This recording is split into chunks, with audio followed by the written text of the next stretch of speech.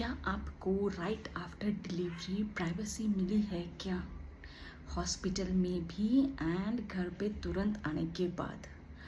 Sadly Indian society की dictionary में privacy है ही नहीं, पूरी गायब कर दी है। आना है, सब झुंड में आना है, रिलेटिव्स को आना है, सबको आना है ना? सो एज सुन एज वो बर्थ प्रोसीजर होता है, whether it is a normal vaginal procedure या फिर सी सेक्शन वाला प्रोसीजर हो, both the procedures are extremely painful।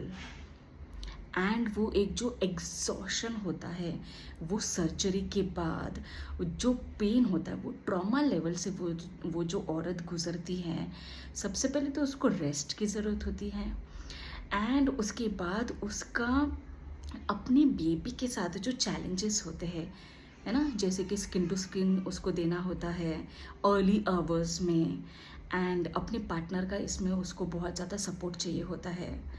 Breast feeding is a challenge, initial hours में बहुत ज़्यादा चैलेंज होता है। So some mothers can very easily breastfeed, baby latch कर सकता है, but some cannot. It's a struggle.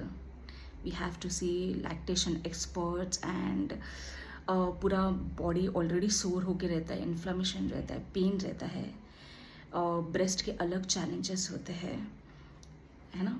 सो इतने सारे चैलेंजेस में विजिटर्स आते ही रहते हैं। Yes, everyone is happy, but that mother is in so much pain. So सबसे पहले ना, as Indian society we have to understand that yes, it's a good news, congratulations to each and every one, but at the same time we are setting boundaries for that new mother who has just experienced traumatic birth and she needs rest physically, mentally, emotionally. ये बहुत ज़्यादा ज़रूरी होता है।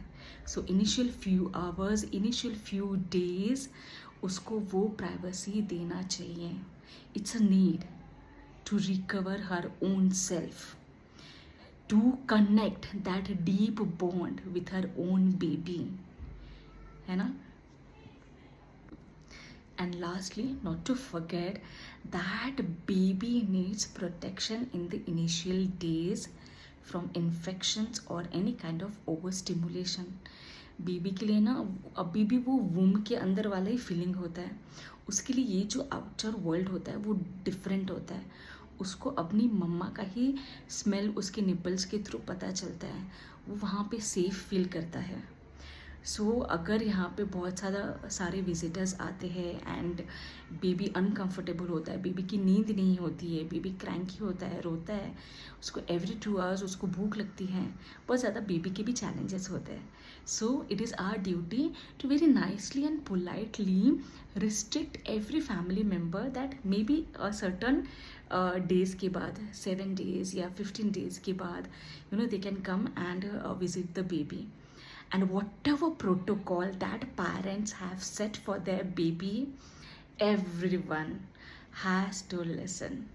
सबको समझना चाहिए। ऐसा नहीं कि कोई फोर्स करने वाला है, बट हर एक न्यू माँ है ना, वो बहुत ज़्यादा प्रोटेक्शन मोड में जाती है। मेरे बच्चे को कुछ इन्फेक्शन नहीं होना चाहिए, उसको सर्दी खांसी नहीं होना चाहिए। इनिशियल डेज है ना, वो बहुत ज़्यादा प्रोटेक्टिव हो जाती हैं।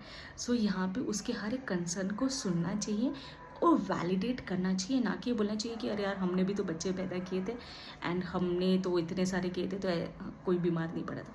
वो टाइम अलग था, 20 या 30 साल पुरानी वाली बातें अलग थी, एनवायरनमेंट अलग था। आज का एनवायरनमेंट कम्प्लीटली अलग है। बर्थ है ना, बहुत ज़्यादा डीपली एक एक्सपीरियंस होता है उस न्यू मॉम के लिए, एंड वो खुद इतनी ज़्यादा पेन में होती है that she is not in a mood to smile और एंटरटेन गेस्ट या फिर express how she feels. Sometimes ना इन द इनिशियल पीरियड वो अपने बच्चे के साथ ही कनेक्ट नहीं कर पाती है। So she is in guilt कि अरे यार वाई मेरे को ये बेबी क्यों नहीं चाहिए। उसको ऐसे फील होता है जैसे ही वो स्किन टू स्किन देती है उसको वो फील ही नहीं आता है।